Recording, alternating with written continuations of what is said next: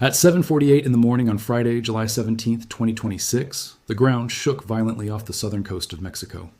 A magnitude 7.3 earthquake tore through the seafloor near the Guatemala border, strong enough to be felt as far away as Guatemala and El Salvador, strong enough to trigger a tsunami warning along the coast, and strong enough to send people running into the streets. Within minutes, seismologists thousands of miles away in California were pulling up the data, not because their state was in danger, but because of what an earthquake like this can reveal about the enormous, restless system of faults that connects an entire ocean.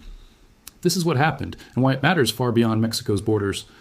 If earthquake and seismic science fascinates you, hit subscribe now because we break down major seismic events and what they mean every single week. Let's start with the earthquake itself, because the details matter here.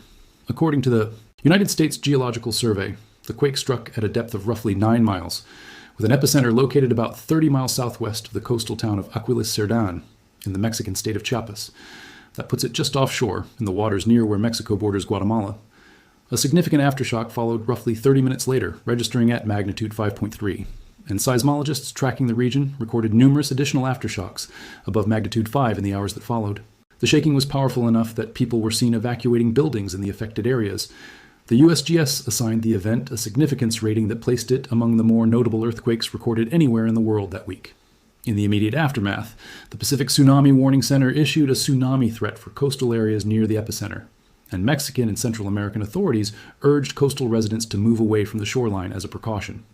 Initial reports in the hours following the quake did not indicate major injuries, though officials continued assessing the full scope of the damage as the day went on.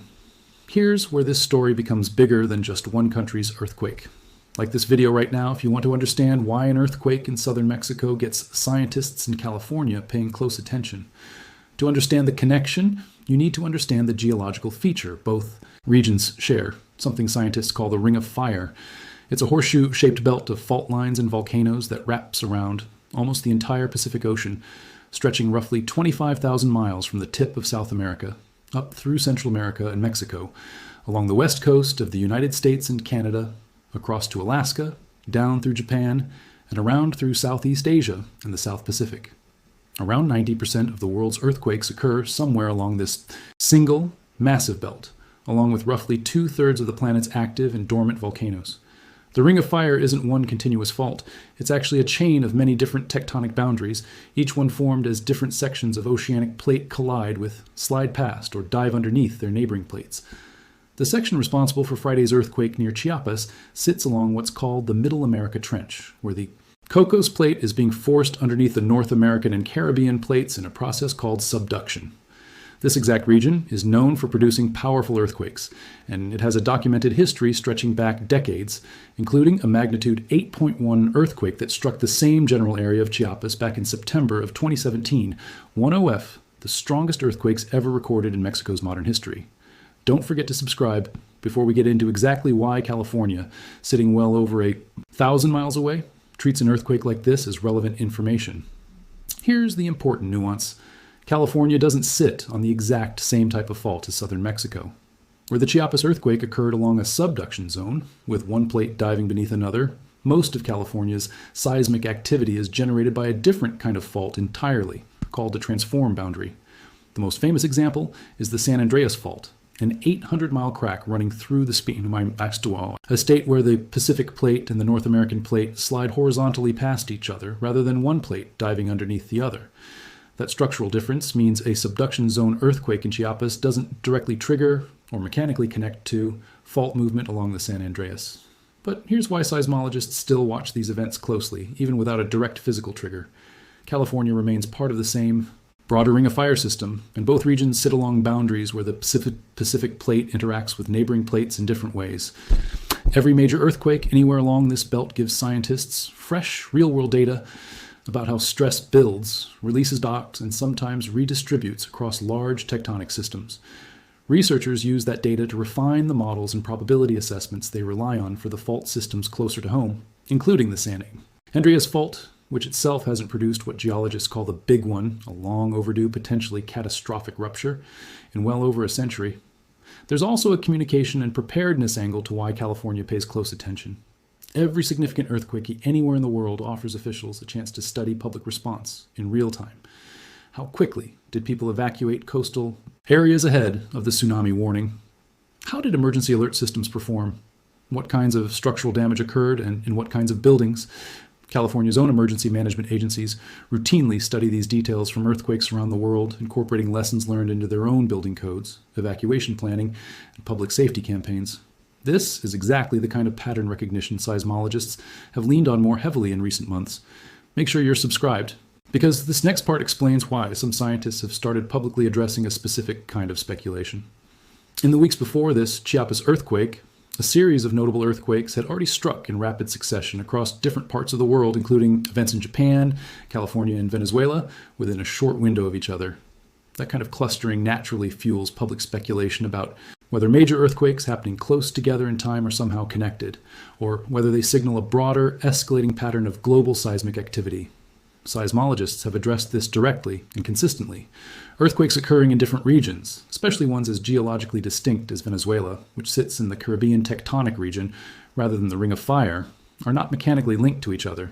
The apparent clustering is, according to the scientific consensus, primarily a matter of coincidence and timing, rather than evidence of some larger, connected event building beneath the surface. That said, scientists are careful to draw a distinction between different earthquakes not being causally connected to each other, and the genuine, well-documented, independent seismic risk that exists in specific regions like California.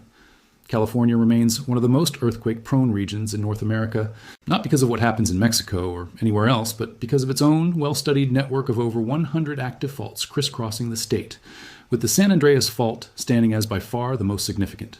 Seismologists have long warned that a major rupture along the San Andreas Fault remains a matter of when, not if, based on the fault's history and the steady, ongoing accumulation of stress along its length. Some segments of the fault move at rates approaching 30 millimeters per year, a pace that, over decades and centuries, builds toward the kind of sudden, violent release that produces the state's largest earthquakes. Experts have projected that a future rupture along this fault could exceed magnitude 9, rivaling the largest earthquakes recorded anywhere on Earth. Scenario researchers have long referred to as the big one. It's worth being clear about what that risk does and doesn't mean in the context of Friday's earthquake in Mexico. The Chiapas event did not increase the odds of an imminent San Andreas rupture, and seismologists have been consistent in stating there's no mechanical link between the two fault systems. But the earthquake still served as a vivid, real-time reminder of exactly the kind of event that experts have long warned California itself remains overdue for, a reminder that arrives with real footage, real evacuation stories, and real emergency response lessons, rather than as an abstract statistic in a scientific report. That's ultimately why an earthquake happening well over 1,000 miles from California's border still draws such close attention from scientists working there, not because of a direct physical connection between the two fault systems, but because every major earthquake, anywhere along the Ring of Fire, adds another data point to an ongoing global effort to understand how these massive systems behave, and because watching a real earthquake unfold provides lessons that abstract models alone simply can't offer. For residents in Chiapas and the surrounding region, the immediate priority remains recovery and continued monitoring for aftershocks, which seismologists say can continue for months following an earthquake of this magnitude.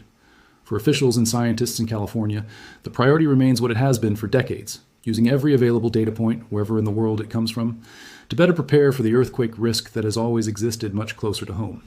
Let's take a closer look at what actually happens underground during a subduction zone earthquake like the one that struck Chiapas, because understanding the mechanics helps explain why these events are so consistently powerful. Along the Middle America Trench, the Cocos Plate, a slab of dense oceanic crust, is being forced beneath the lighter North American and Caribbean plates at a steady, measurable pace. As the plates grind against each other, friction locks them together temporarily, allowing enormous stress to build up over years or decades. When that stress finally exceeds the strength of the rock holding the plates in place, the boundary suddenly slips, releasing the accumulated energy in the form of seismic waves. A magnitude 7.3 earthquake, like the one recorded off Chiapas, releases a N amount of energy roughly equivalent to over 1 megaton of TNT, according to standard seismic scaling calculations, enough to produce the kind of severe, widespread shaking that sent people running into the streets across multiple countries. This region of Mexico has a long, well-documented history of exactly this kind of seismic activity. In September of 2017, an earthquake measuring magnitude 8.1 struck a similar area off the coast of Chiapas, becoming one of the most powerful earthquakes ever recorded in the country's modern seismic history, and causing dozens of fatalities along with widespread structural damage. Seismologists studying the region have continued monitoring smaller, related earthquakes in the years since, including quakes that researchers debated at the time as potential aftershocks connected to that larger 2017 rupture. That kind of long, drawn-out aftershock activity, sometimes continuing for years after a major earthquake, is a well-documented characteristic of large subduction zone events, and it's part of why seismologists continue watching this stretch of coastline so closely, even between major headline-making earthquakes. It's also worth explaining exactly why a tsunami warning was issued so quickly after Friday's earthquake, since the process involves a fascinating amount of coordinated, real-time science. When a large earthquake occurs along or near an ocean floor, agencies like the Pacific Tsunami Warning Center immediately begin analyzing the earthquake's location, depth, and the type of fault movement involved, since these factors determine whether the seafloor itself was displaced enough to generate a tsunami.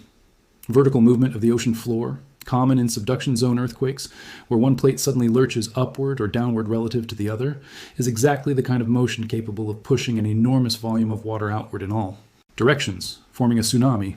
Within minutes of Friday's earthquake, warning centers had issued threat assessments for nearby coastlines, while simultaneously confirming, through additional data and modeling, that the risk did not extend to California's coastline, which is why the National WEATH-ER service was able to quickly clarify that no threat existed for California communities specifically.